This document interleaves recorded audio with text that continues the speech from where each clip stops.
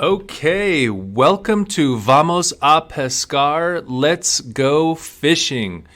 In this presentation, we're going to talk about almost everything you need to know about fishing.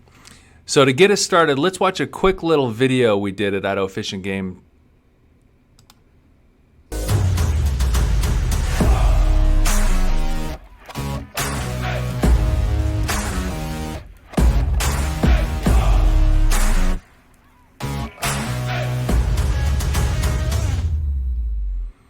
All right, I hope that got you as excited about fishing as me. That was a fun promo video that we did for warm water fishing, and to remind people that although Idaho's trout fishing is pretty phenomenal, it's not just about trout in Idaho. One thing to think about, people from all over the United States and all over the world spend their hard-earned money every single year to come fishing in Idaho. And that's something we get to do every day, every weekend, and it's in our backyard. So there is a ton of opportunity to fish for a lot of different species in Idaho. Let's talk a little bit more about some of that opportunity. First of all, there are over 40 game fish species in Idaho. That's a lot. To give you an idea of how much there is as far as places to fish, there are over 26,000 miles of rivers and streams, most of that all teeming with fish. There's over 3,000 natural lakes. There's over 250,000 acres of ponds and reservoirs. And again, all of these opportunities are super close to your home or involve some great exploration of Idaho. So let's talk a little bit about what do I need to go fishing. To start simple, first of all, you need a fishing license from Idaho Fish and Game, unless you're under 13. If you're under 13 years old, kids fish free in Idaho no matter what, and that is a great opportunity for you and your family or new anglers to get involved in fishing. If you're 14 to 17, you'll need a junior license. That's only $16. An adult license for an annual license, that's all year, January through December, an adult license is $30. And then if you wanted some additional fishing opportunities, there's a couple other things you might need. If you want to fish with 2 rods, you'll need a 2-pole permit. If you want to fish for salmon and steelhead, those are separate permits, but each of those are only under $20 if you want one of those. So for the price it takes to take your family to the movies for one night, you guys can fish every year on the rivers, lakes, ponds, reservoirs, streams in Idaho. Okay, so if you need a license, where can I get a license? The first spot, you can always get a license online by going to gooutdoorsidaho.com. We also have an app that you can use on your phone. It's downloadable at the App Store or on Google Play, and by searching Idaho Fish and Game, you can bring that up. Lastly, we have licensed vendors all over the state. This picture on the right there is just a smattering of southern Idaho, but you can always go into a licensed vendor, which is most sporting goods stores, or an Idaho Fish and Game office and purchase your license. All right, now you have a license, you know where you got the license. There are seasons and rules. So each year we publish seasons and rules booklets. It's a pretty substantial booklet, but it's very easy to understand and learn how to fish within the regulations. So when you pick up a seasons and rule booklet, which is available online at our vendors or a Fish and Game office, it's divided into 7 regions. You see the color coding of the regions there in the picture. When you open the booklet, depending on where you'll be fishing, you'll want to first, number 1, find the region you're fishing. Number 2, you can look at the regional fishing season dates. Most waters are open all year round. The third thing is you want to know what the bag limit is. That's how many fish you can catch per day and keep. The bag limits are listed there. And again, that's how many fish you can catch and keep in one day. The last thing you'll want to look at is underneath the bag limits, there are special rules waters. So special rules waters are in place for a couple of different reasons. One is to protect native species or protect fish in their vulnerable time when they're spawning. Or sometime we're managing for a trophy fishery or to catch more fish. So if there is a special rules water listed that you're going to be fishing at, you're going to want to turn the page and read what those specials rules are. And it's typically either a change in bag limit or a change to the season dates. All right, let's get into some of the fun stuff. Let's talk about how to catch fish. First of all, full disclaimer, there's a lot we can talk about, but we can't cover it all today. So I'm going to give you some information that's hopefully going to get you pointed in the right direction and give you some useful tips that's going to make you more successful. The first thing I want to talk about, though, is to enjoy the learning process. Fishing isn't just about catching fish. You can see here this family, these girls have some flowers in their hands. I'm pretty sure there was some rock skipping. Most important, there was probably time for this family to be unplugged from devices and screens. So fishing is a great time to spend with family, to be unplugged.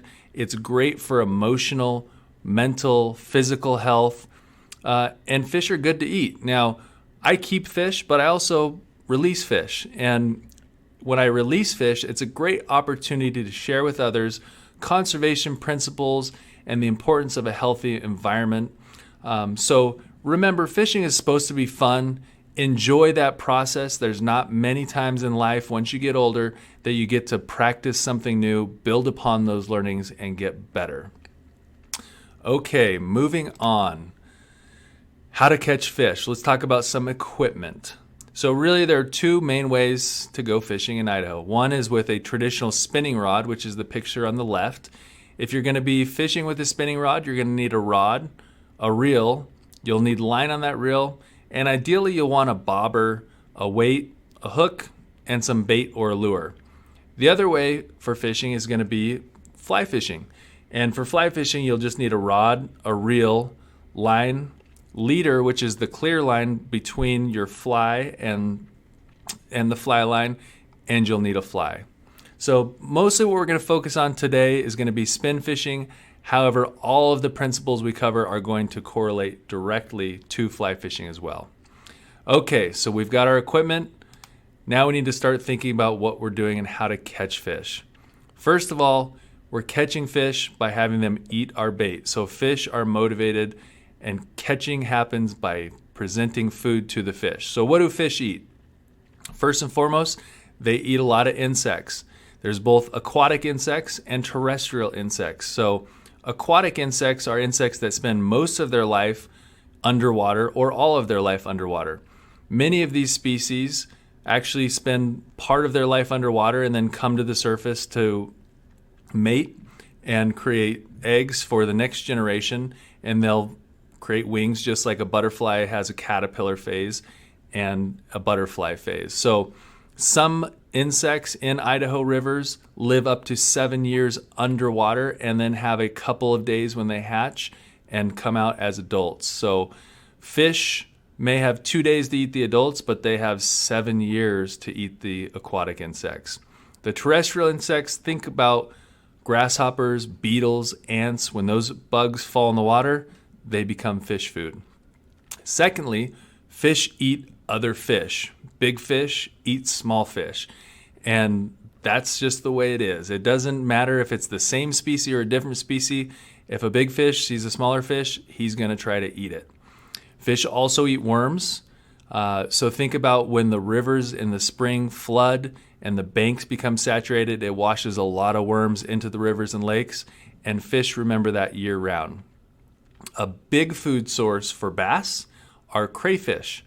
They look like little lobsters, lots of protein, a good meal for a bass, and not hard for them to eat even with those pinchers. Fish also will eat leeches, which are in most waters year round. They don't typically bother people, but is an important food source for fish. And when fish spawn, other fish will eat their eggs. So one thing to think about when you're fishing is pay attention to your surroundings, turn over some rocks, see what sort of insects are flying around, and that can typically help clue you in on what's going to be successful for bait. All right, let's talk about how to find fish. So I've got a picture of a lake here. The different colors represent different water depths. If you look around the lake, you're going to see some features. So on the top left, we see submerged stumps. Moving down, you see some rocks. Moving around the river, there's weeds.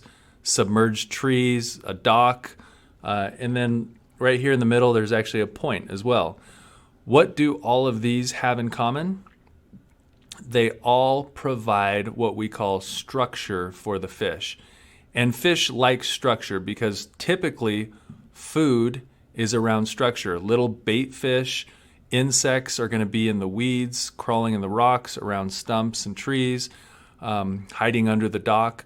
So anytime you see structure, whether it's on a lake or a river, that's likely a great spot to fish. Secondly, you'll see fish positioned around the color changes as well as a bump. So fish like to live where the depth of the water changes. This is a very good time. Anytime you see the depth of water through the color change, where it goes from brown to blue or green, is a likely spot you're going to want to catch fish. So that covers lakes. Let's talk a little bit more about rivers. Moving on the theme, something I'd like you to think about is that fish are motivated by food and they're lazy. So when you're fishing, think about those two concepts, specifically when you're thinking about rivers. In the top left, we have merging currents. Why is this important? Well, essentially, you have two conveyor belts of food funneling into one position where those fish can just sit there and eat all the food coming in. Merging currents, good place to find fish. Secondly, moving down, if you look behind rocks, some rocks are exposed above the surface, some are completely under the surface. But going along the theme where fish are lazy and they're motivated by food, fish will hide behind the rock and swim where the current is nice and slow and watch for food to come around the sides and dip out to eat the food if it comes available. In the top right-hand picture, you see eddies. These are kind of big pools typically where the water recirculates around in a circle and actually will go upstream before coming back into the main river and going back downstream. Again, food motivated. In eddies, food is just circulating in that eddy and will stay in there, and fish can just pile in there and eat food. Typically, these eddies are also deeper and slower water, so it's an ideal spot to catch fish. The last one is the bottom right-hand picture there, which is outside bends. Again, same concept. Typically, when you have a big turn in the river, all of that current is pushing toward that outside bend. And that means all of the food is getting funneled to the outside area. Now, those fish you can see are stacked pretty close to the shore because typically as you get closer to the shore, there's going to be a little seam of slower current with the main river and faster current going down. Anytime you see a seam where the slow current meets the soft current, that's where you want to fish. Again, fish being lazy, they're going to try to stay in that slower water, but they want to be next to the faster water where food is coming by. Oftentimes that seam, going to the theme of the lakes, is also where there's a change in water depth. So again, fish like that change in water depth. They like the slower water, and that seam provides both of those for fish. Okay, we have an idea where the fish are. Now, how are we going to catch them? I'm going to cover a couple ways to fish for fish, but not all. The first is natural bait. Top left there, you see a worm on a hook. This is the tried and true, time-proven way to catch fish. If you want to catch fish, this is always a good bet. You can do that using a hook and a sinker and fish that on the bottom. Or if you look at the picture just below that, you can use a bobber and have your hook with the bait suspended 18 to 24 inches below on the hook. Now, I personally like to fish a sinker on the bottom, whether I'm on a river or a lake. So that's my preference, but I know a lot of people catch them on bobbers. I would try both. If one's not working, try the other. The other way to catch fish is on soft plastic baits. Now, the pictures in the middle are the soft plastic baits. The one on the top middle is called a Texas rig. And basically this is a long rubber worm that you fish with a weight on a offset hook. This typically is fished on the bottom, and you reel it in slowly and bounce it off the bottom. And the nice thing is the hook tucks into the worm, and so it doesn't snag on the bottom, so you don't get caught on weeds or rocks. This is a great way typically to fish for bass. Another soft plastic are tube jigs, where you see two different weights and sizes of jig that go inside that tube. What you do is you put the weighted part into the skirt of the jig, and then you push the eyelet through and tie your line on there. Now these are great for trout or bass and can be fished a couple different ways. One, you can fish them on the bottom, same thing, bouncing it off. And my best way to explain how to fish soft plastics is basically you want to lift your rod twice and give it a jiggle jiggle, and then one reel of your reel, and then jiggle jiggle reel, jiggle jiggle reel. That works great for that soft plastic worm. It also works great for the tube jig. If you do the jiggle jiggle reel on the tube jig fishing off the bottom, typically for bass you would be imitating a crayfish. But those tube jigs can also be fished through the middle of the water, and they look like a little baby fish, and you can just reel those a little faster. The last bait I want to talk about are artificial lures. So the two pictures on the right are both imitations of a baby rainbow trout. The one on the top is called a rooster tail. The one on the bottom is called a rapala. Essentially, these are supposed to imitate baby fish that are a great food source for fish to eat, and you'll want to imitate it like it's a scared little fish running away from a big predator. So one thing to think about, scared fish don't typically swim upstream, they're swimming downstream away, which is how you want to retrieve this when you're casting it. Okay, now we've got a couple helpful tools and information I want to share with you guys as well. These are provided by Idaho Fish and Game. The first I want to talk about is our stocking report. We put over 30 million fish into the rivers, lakes, and ponds every year into Idaho.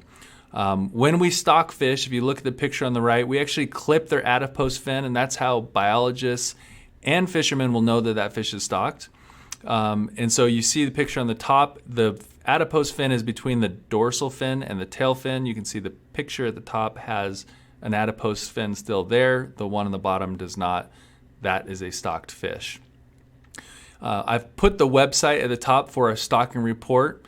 And once you go to the stocking report on the Idaho Fish and Game website, you'll see there are two reports. One is our current stocking, the other is our historical stocking. The current stocking schedule we put out at the beginning of each month and let anglers know where fish are going to be stocked, how many, and when. The historical stocking report lets anglers know once we've actually stocked the water, how many fish were put in there and when. On the current stocking report, we don't actually put the day of the stocking. We do put the week, so it's not the exact day of stocking, but it gives you a good idea. The next tool I want to talk about is our fishing planner. So again, on the Idaho Fish and Game website, look for this icon or search fishing planner. And I'm going to show you just a 1-minute quick video on how to use the fishing planner.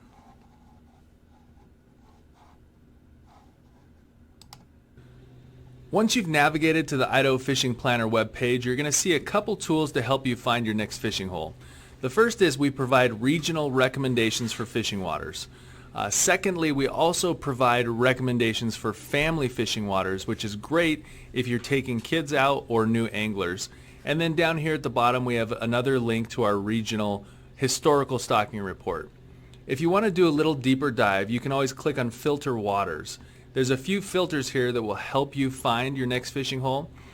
For example, you can click on a region here and be presented with all of the fishing waters that are in your region. That's still quite a few, so if you wanted to filter it further, you could go to recommended game fish, and let's say we wanted to fish for kokanee, you could select that and find all of the region's kokanee fisheries for that species.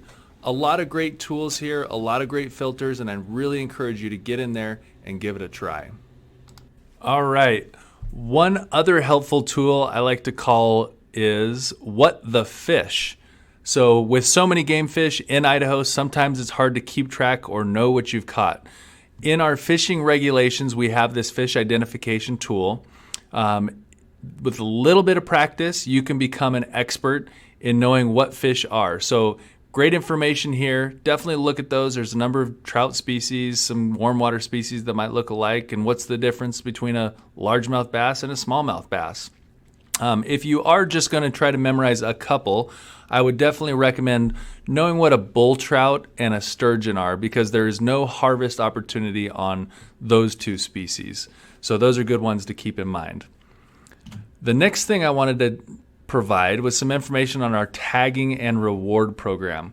So one thing that's important to understand is that Idaho Fish and Game is responsible for the management of all game and non-game wildlife in the state of Idaho.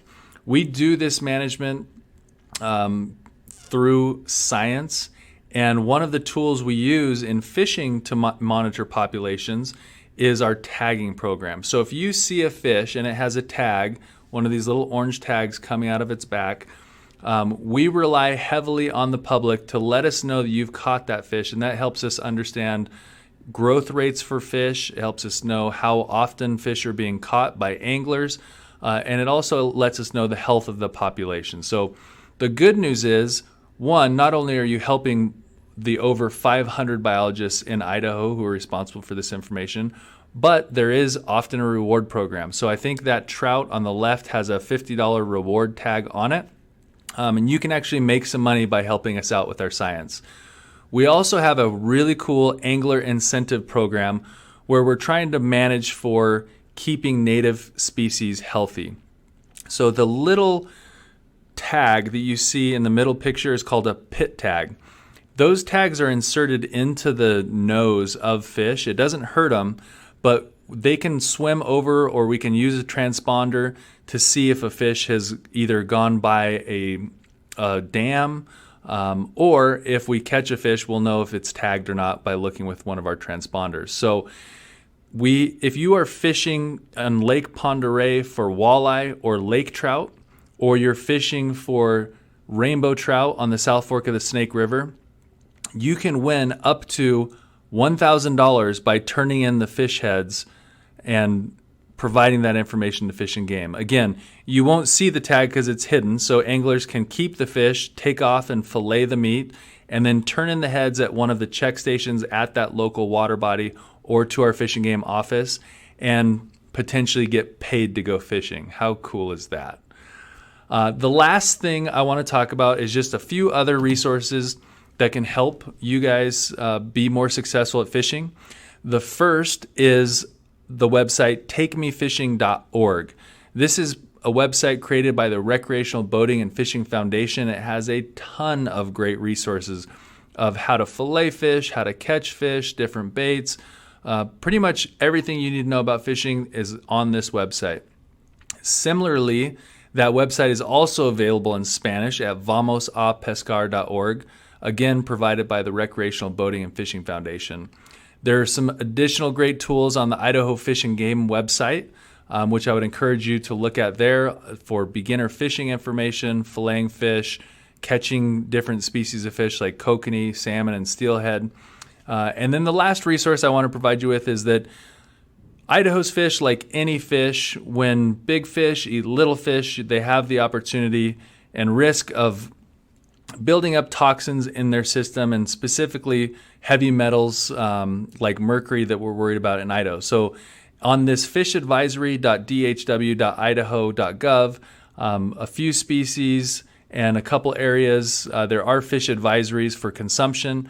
And if you're concerned about that, you can definitely check that out. And especially if you're in some of what's considered the high-risk populations, which are young children and women who are pregnant, you'll definitely want to look at that. So I hope this information has been helpful. We look forward to seeing you on the water, and please enjoy the abundant fishing opportunity in Idaho.